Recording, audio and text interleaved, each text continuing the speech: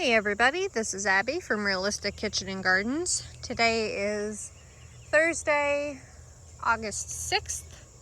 We've got roughly 2 months until the first estimated frost date of October 10th. So you arguably could still put in some bush beans and get some kind of harvest. You wouldn't get all of the harvest, but anyway, I am getting into my garden. I am at my wit's end of basically ready to pull out this entire row, except the sunflowers, because nothing is productive in this row, and I think it's just a hotbed now for cucumber beetles. Like, I'm really impressed with Century Star watermelon. It's a seedless watermelon plant, of course, but it can't produce fruit without a pollinizer. So here's the pollinizer. I don't know if it's close enough, but like, this is the most recent female flower that I can see, obviously not pollinated. There might be some on the ground in there somewhere. There's one actually, but the bud looks closed up. So I mean, I think it's kind of a loss. The cucumber beetles have been too brutal this year. So next year I may very well break out the big guns and bring out actual pyrethrin, which I'm very hesitant to use because it can be extremely toxic to a lot of things used inappropriately. And even then it can like give, I'm going to say chemical burn in a loose sense because it's naturally derived from chrysanthemums, but like the physical term is chemical burn. Anyway, radishes are flowering. I need to pull them out so I don't get 50 million radishes in the spring. Florenza sunflower has finally bloomed. I think I'm going to grab her for a bouquet. There's a lot of nice flowers out in the garden right now for a bouquet, so I'll show you as we come upon them. Sonia is a new variety of sunflower to me. They're smaller.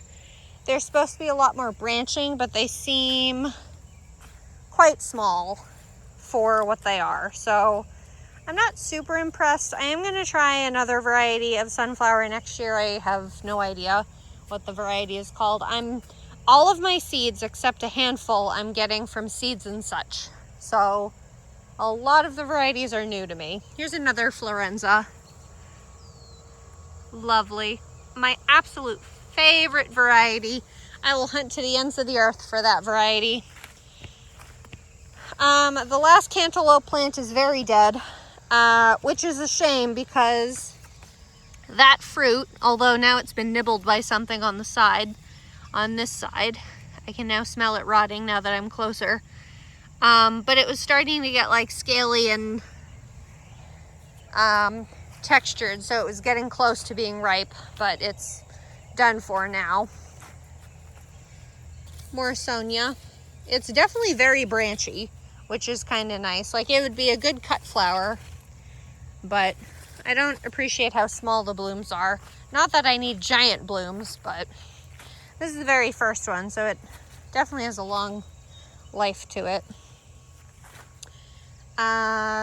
Let's see. One of the lavender is still alive. The other one is rotting in the ground because I think this ground is just too wet. That's another thing I'm trying to decide. I think next garden, because of course going into the fall, I need to plan, like I'm working on my garden plan for the following year and all that. So I think next year's garden, this row is supposed to be either garlic or onions. I'd probably put onions in rather than garlic because they can tolerate more wet than garlic. Otherwise all the garlic will rot. But if I do onions, then I can smother this and then do a quick cover crop and Probably not this season. I'd probably smother it this season for the rest of the season, and then put a cover crop in the spring, and then the onions go in March. And that's not really enough. I don't know. I need to ruminate on that. Thalia dill, both of them have bloomed or working on it, but I've harvested a lot of the foliage and have already filled up a standard size jar with dried dill, so I'm good on that. Not a bad variety, but Teddy seems a lot better. All the volunteer lemon basil. I do love the lemon basil. I'm definitely going to purposely put that in. Ceres butternut squash. I haven't really been caring about this plant because if you try to care for butternut squash, it's going to be like, no, don't touch me. So all I've done to this plant this season is train it up the trellis a little bit and cut off vines that were in the path. But I like Ceres. They have a nice long narrow neck that kind of quickly severs from the bulb. I do need to harvest some lettuce before it bolts, though it looks like it's getting ready. This is Butter Crunch, and I keep forgetting this plant even exists. This is my mouse melon that has not done anything, so I don't know what it's supposed to be or do. And the summary of this season in one plant, I uncovered this plant yesterday. This is Telegraph that I directly seeded on June 15th. I had it covered this entire time with insect netting, and yesterday I uncovered it, and today it is dead. Chewed through by probably slugs, which makes no sense because they can definitely crawl under them. But I can also see a slug right there. So, yeah, doing great. Teddy dill, nice big thick bunch. I really like this variety. It germinated really well. Only one of them is going to flower. So, and I seeded that June 3rd. I had darn near no hope for that plant, those plants, dill at all. Row B, as always, is completely fallow. Row C looks like it has life. The number of robins I've seen tonight, it's kind of like that. Have you ever seen that old, really crappy horror movie? It's like Birds or something like that. Like, there's so many robins everywhere. I don't know why. Anyway, I digress. Row C looks like it has life in it. Now you can actually see the plants now that things have settled in a little bit. My son is really bad about walking through the paths, so he helps by trampling plants and the path itself. He's so funny. This is the beginning of Franklin Brussels sprouts. This is a 125-day variety, so I think the first harvest would be roughly, I think early November, if I remember correctly. Not calculating the amount of slowdown from the colder, shorter days. So 1, 2, 3, 4, 5, you poor naked little thing.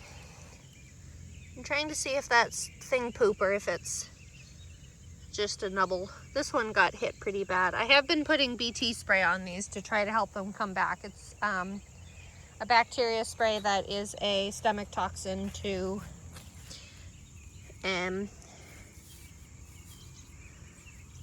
caterpillar creatures. Here's the first blue ribbon broccoli.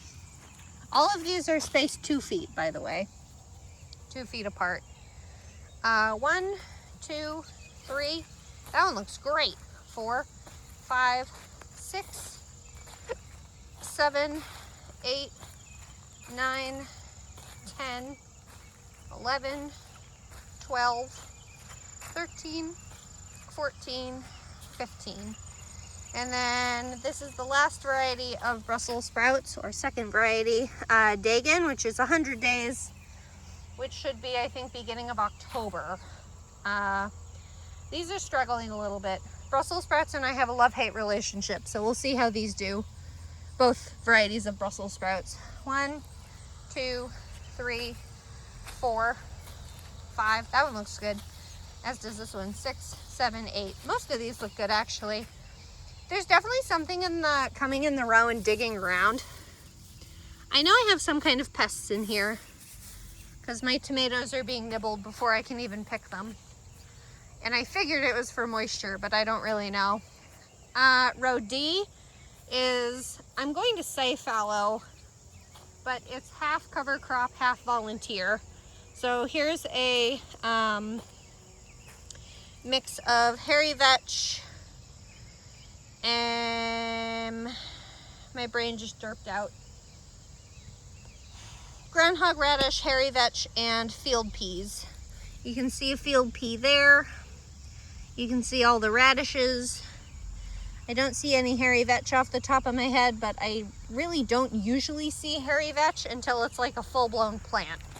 So I don't know if I could recognize it for you if I tried. This is a groundbreaker mix. That might be a baby hairy vetch. I of course have random grass in here too. Does it have rye in this? I mean, this grass grows everywhere unless I pull it out immediately, so volunteer cucumbers. These are most likely some variety of slicer, which reseeded themselves voluntarily, so we're gonna let them do what they're gonna do. More cover crop, more volunteer cucumbers. Could be slicers, could be picklers, I don't know. Random little patch that I should probably pull these out so they don't make a mess. And further 3 sections of cucumbers that again are volunteers, and these are probably picklers. I can both see baby fruits on here, but also like location wise in the row, they're most likely picklers from last year's plants, of course. I did see some cucumber beetles on these yesterday. Last year I had no issues with cucumber beetles, so I'm confused why this year is so bad. And the only thing I can think is that it has the grass at the edge of the garden, which is in betwixt the actual fencing of the garden and this fallow row. That's the only thing I can think of where this row is and was fairly groomed. We don't talk about this row. Actually, we are going to talk about this row now. We're now on row E. This was where the spring carrots were. Some chamomile. I did try to reseed it, but it didn't want to. And I did try to do some herb and flower mix, but it said no thanks, and it really only gave me a calendula, some white sweet alyssum. There was some cilantro and some dill in here, but that has succumbed to the taller things, as it does. And then we have this little section that I did actually clear out and keep cleared mostly for dark star zucchini. They're supposed to be, I think, powdery mildew resistant, so they're doing decently. I did also apply BT to them. I guess more for, what is that insect name? Vine borer. Vine borers are really bad on zucchini, but also powdery mildew. And that's why I lost my zucchini, was powdery mildew, not cucumber beetles. Though cucumber beetles chewing on them didn't help. Though it's probably also slugs. So there's that. My spring carnival hollyhocks are getting big. There's probably, I don't know, 5 to 7 plants in here. But these two have grown the fastest and getting ready, I assume, to flower. I've never grown hollyhock before, but I'm excited. I want to see what, look at all these little tiny leaf hoppers just sitting here. I think they're leaf hoppers. So we'll see what happens. Allegedly, that goddamn cucumber beetle crawling on me. Like crawling on the toe of the Grim Reaper, you idiot. Okay, Emerite pole bean. I am very torn about how I feel about these beans, and my husband has firm feelings on them. But I will tell you one thing. Other than me breaking half the plant there just to disprove a point, they produce some nice beans. Raw, they're not super great, which is a con. And another con is that their beans are very close to their main stems. So when you're trying to quickly pick a bunch of beans, you're saying to yourself, is that a stem or is that a bean? They also grow very fast, but they hold very well. But they also have darn near no disease resistance. So it's a gamble growing them. I know I lost one down here very early at seedling stage this season to mosaic virus, and I'm like, shoot, are all my beans gonna go? But so far so good, knock on wood. I grew up with my grandmother growing beans, green beans, bush beans, and they always had rust on them. And it's I think it's either bacterial or fungal, I can't remember now. You produce such nice beans, but you're not supposed to touch the plant when it's wet because that's what spreads rust. You can of course get varieties that are immune to rust, or resistant to rust I should say. This plant is not one of them. Rust doesn't make it dangerous, it just makes the beans ugly. But anyway, I digress. I miss my purple beans. Carminat is a purple pod pole bean that I grew last year that I loved, because you would look down the side of the row and they'd be holding their beans out like this for you. Like, here you go. You didn't even have to look for them. You could walk by and snatch them. So I'm going back to them next year because I don't like to hunt for beans. They take long enough because I have to climb a ladder to reach the top ones. Like, that trellis is 8 feet tall at the top, which is what I'm making my husband do this year. Just green beans, good. Don't mind me. Big patch of sweet alyssum and grass that I need to tear out to let my strawberry keep crawling around. The octopus strawberry, that is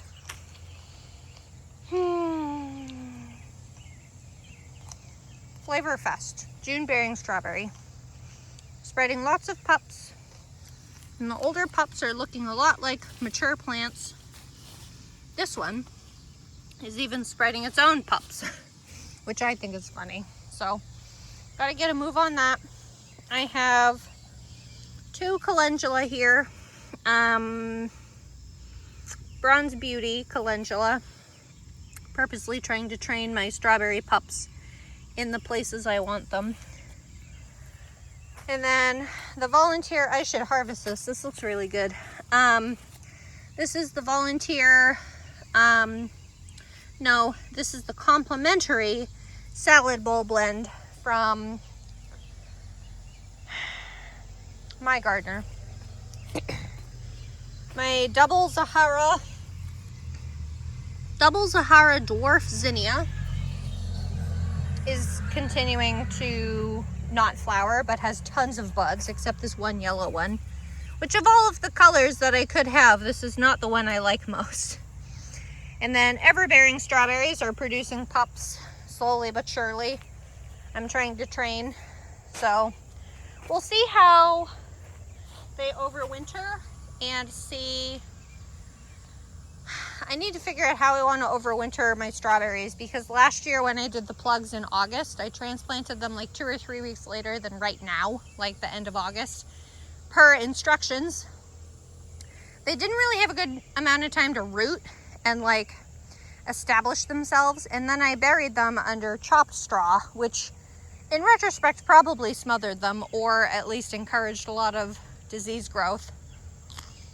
But you are supposed to cover strawberries, so I'm gonna have to see. That strawberry plant looks great. I'm gonna have to try to figure out what I'm gonna do with these strawberries to keep from killing them. This second half of the row is fallow, so we're gonna skip it. Ignore my wheelbarrow full of weeds that I've pulled out. Talk about a full-time freaking job. Actually, the rest of this row is not fallow. Look at that crazy grass. Gotta pull you out before you go to seed. Can't even see the row.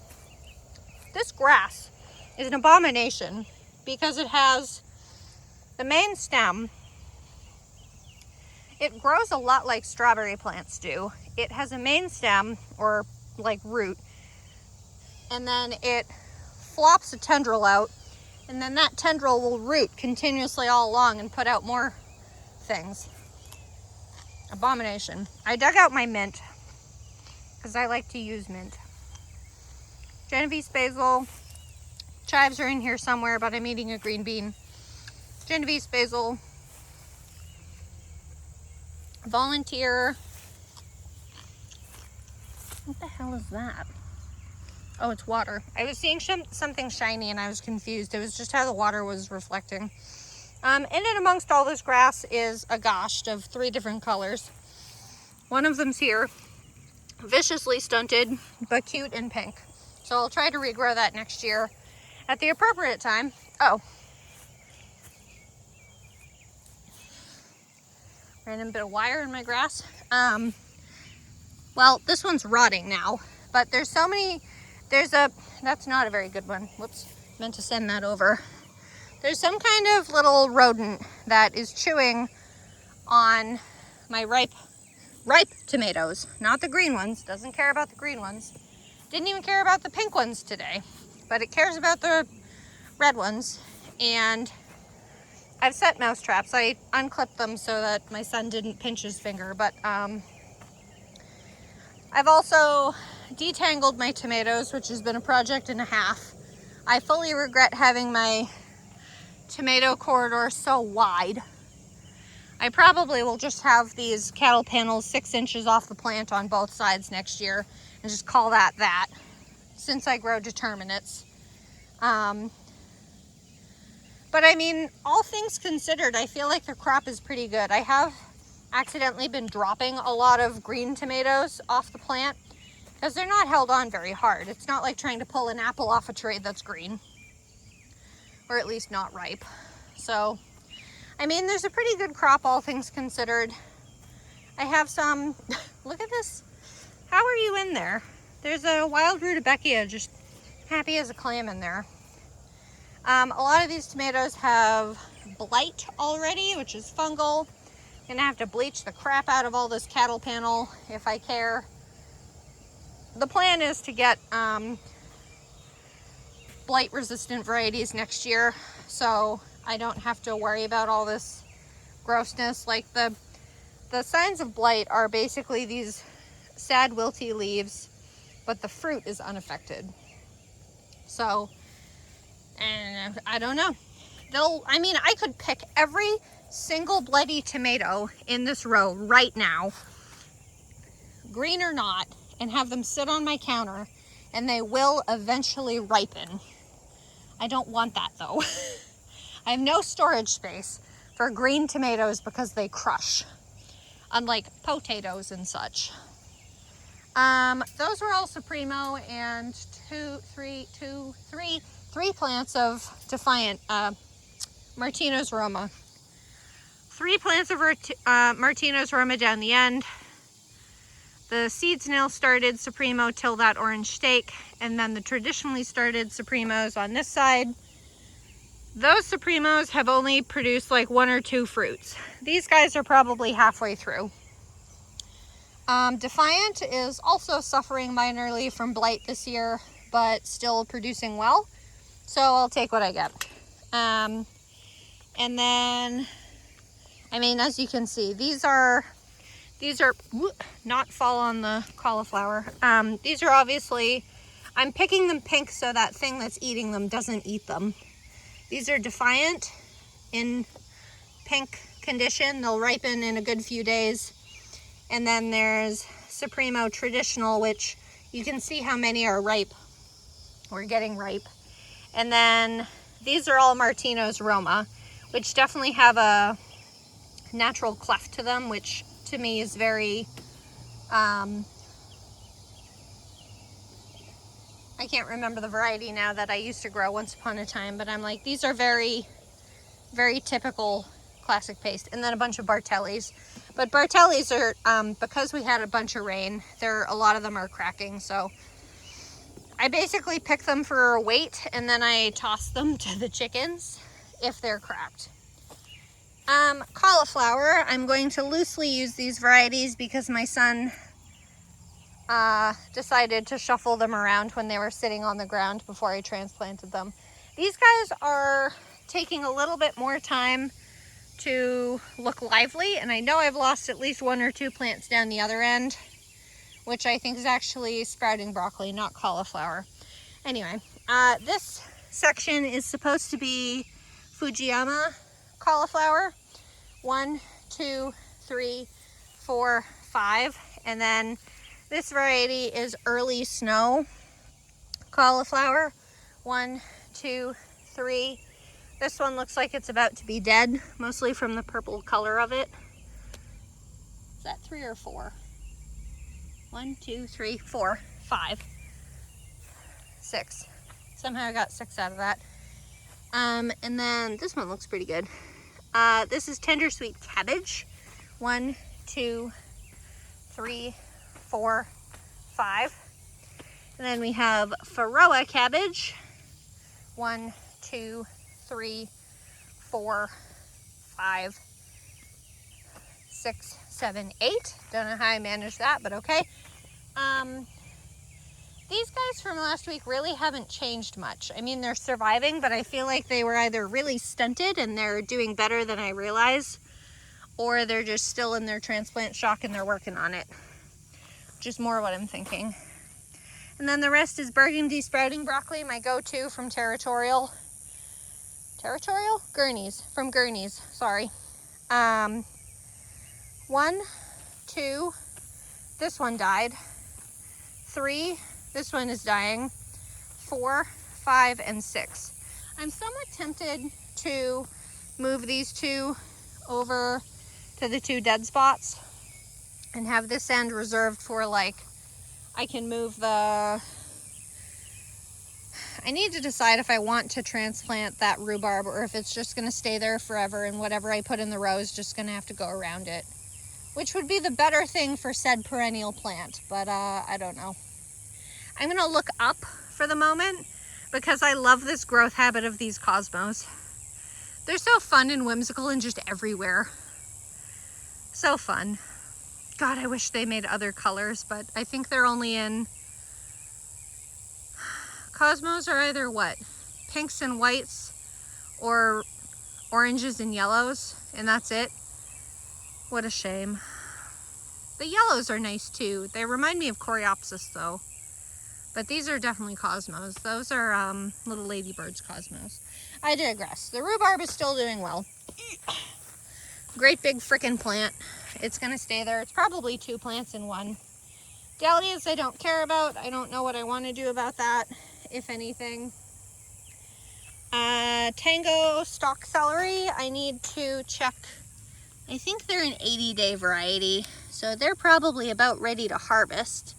I've lost 2 or 3 plants already down the other end, you'll see, but I did try to fertilize them to see if I could bulk up the stems a little bit, but stock celery grown at home just doesn't, it's not the same as commercial. I don't know what they do to it, but I mean, for me, celery, I usually pull the leaves off, reserve and freeze the leaves for soups and stocks. And then whenever I want to use actual celery like pieces, I'll separate that part, chop it up and freeze it separate, and just toss that into whatever I'm making. It's a lot smaller. I mean, I certainly wouldn't use it for ants on a log, but like celery is celery. So I've lost these 2, or they look ratchet and I wouldn't eat them. Same as that one, which is a shame because I think that was one of the biggest ones, at least plant stature wise. Whew, this celery is fragrant. This is probably the one with the biggest stems to it, if I had to guess. Okay, quick appreciation for the flowers on this side before we look at the peppers. Bonfire salvia, doing her thing. Rocket mix snapdragon, blue better salvia, snapdragon salvia, pink snapdragon salvia, same color as this one, which is pink and orange. And then there's another bonfire salvia that's stock there. And then there's a yellow, God, Abby, you have no brains. Snapdragon. Sorry, trying to get this done before it gets too dark. Luckily, the camera picks up a lot of light. Okay, these two plants are early sensation gold pepper. We have a couple green fruit on here that just need to ripen up. That's a nice big honking one behind there. And then the second plant, ooh, you have a bud. Let's pollinate you. Tap, tap, tap. Another nice fruit on there to ripen. And then this is the one and only plant of Mega Gold Whopper that I grew from seed. It's a big plant, that's for sure. More than 2 feet tall, which from what I've seen so far is a little unusual. And then all the rest of these peppers are giant red 2 from Gurney's, which have produced pretty well. And they're pretty healthy. I haven't had issues with the plants themselves. But there's a bell that's ripening. I had a big harvest, I think last week. Either last week or the week before. And they hold really well too. So a lot of these are putting on new fruit for a next round. I haven't really harvested any green peppers. I kind of prefer the actual colored ripe ones.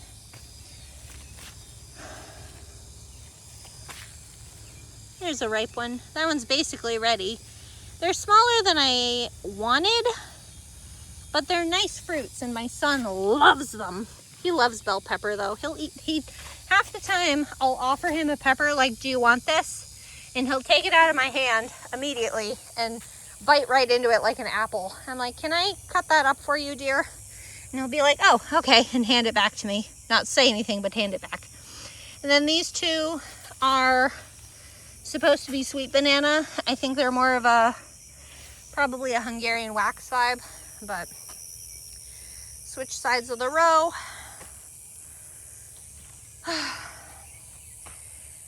Volunteer chamomile, which I kind of love right there. I'm going to try feverfew next year, which looks very similar, but not quite as fragile.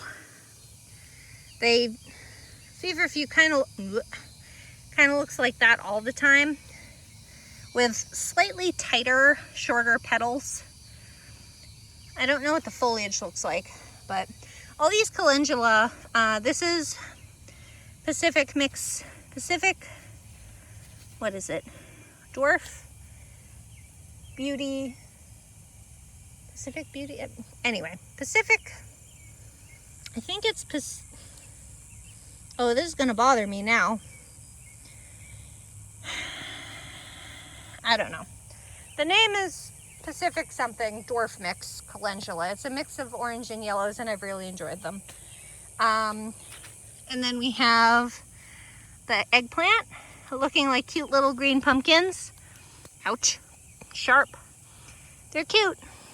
I'm not gonna grow them again though. The plants are too much of a pain in the butt. They have pests for everything, but we're getting there. I did harvest some okra. We got some more okra pods coming up and more flowers coming up. These guys are roughly chest to neck height. That one plant on the end, not this one. This one is orange jing, and then the rest are red burgundy, which I grew last year and I liked.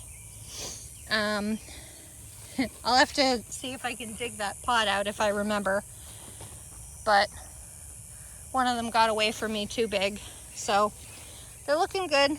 That pod will probably be ready to harvest tomorrow or the day after. Once the flower breaks off and it's the naked little green. How is that tomato there? Fred. Fred helps me. My son Fred helps collect tomatoes for me. But he also wanders around the garden all over the place on his own. Whoop, that's why. Okay. Whee! Let me get that giant pod real quick for you because it got away from me and I think it's really funny. Because it's like a vampire steak. It's extremely woody. So it's not really edible. These are the kinds that if you let it go on the vine a little bit or the plant a little bit longer, you can let it dry and save the seed for next year. What the hell is that?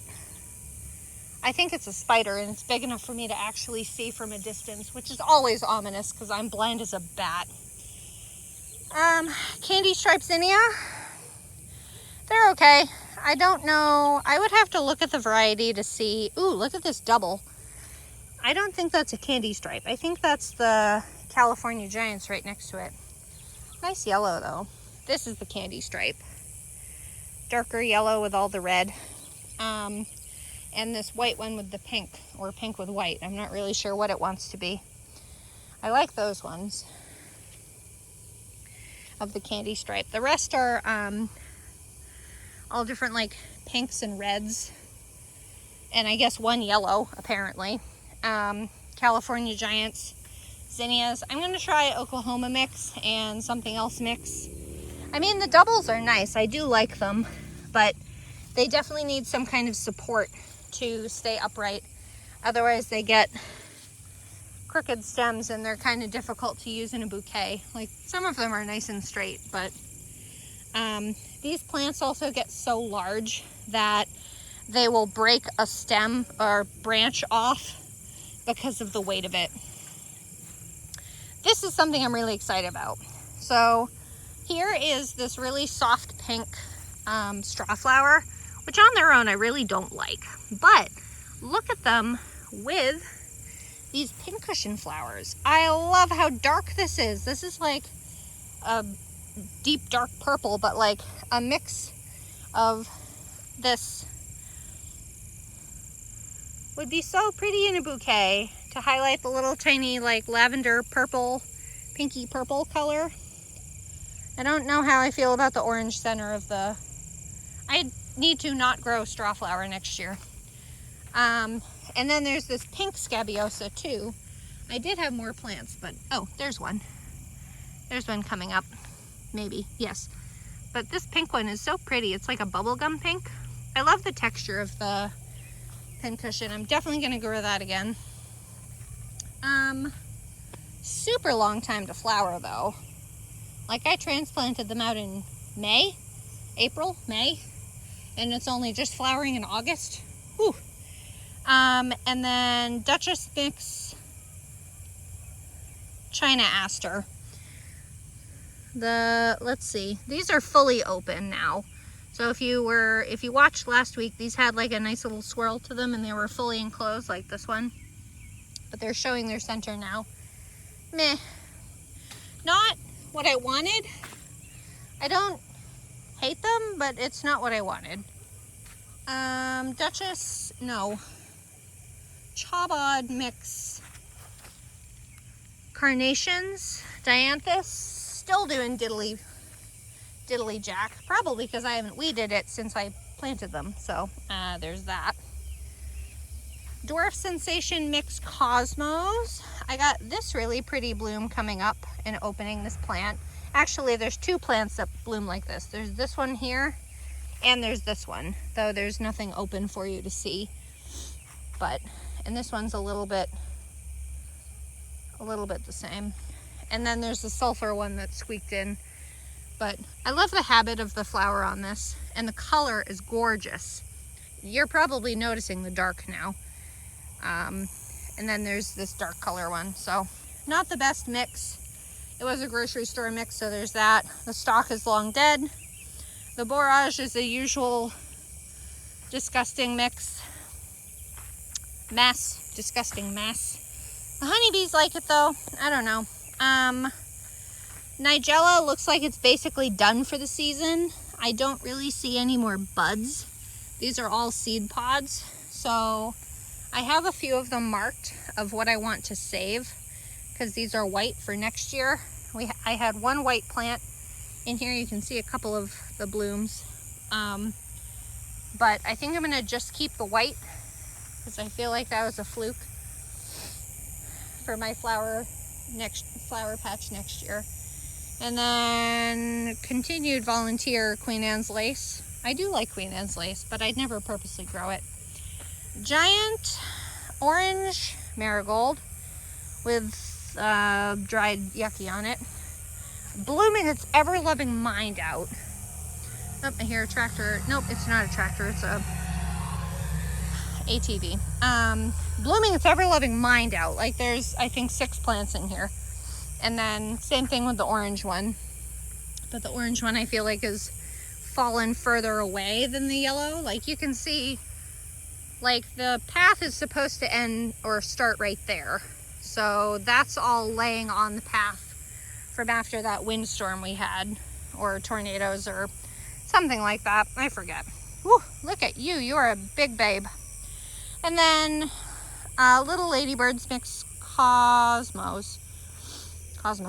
These have kind of a red edge to them. I don't know if the camera will pick it up very well because of how dark it is out. Because my son stayed up so late and I really can't record with him on. Whoops, didn't mean to do that, but that was apparently at the end of its life. Nice yellow though, pretty dandelion yellow. Only one plant is like that. These are doing phenomenal. This one looks like it might have a nice red to it. Yeah, that has a nice little red tip to it. Not as ombre as the previous time I grew them 2 years ago. Roulette coreopsis, still looking good. I still think I have an amulet coreopsis in here, accidentally. And are you flowering yet? Ugh. No, not yet. This is Tip Top mahogany nasturtium. So we'll see what that looks like. If not next week, then I'll have pictures for it on my Facebook page because I've been waiting for that one. Funny enough, I seeded the nasturtiums after I seeded that roulette coreopsis, which, by the way, has a very messy growth habit if you haven't noticed. Like at least this cosmos is really upright. Like they're starting to fall a little bit, but they're mostly upright, where these guys are just flopping completely over. So this would need to be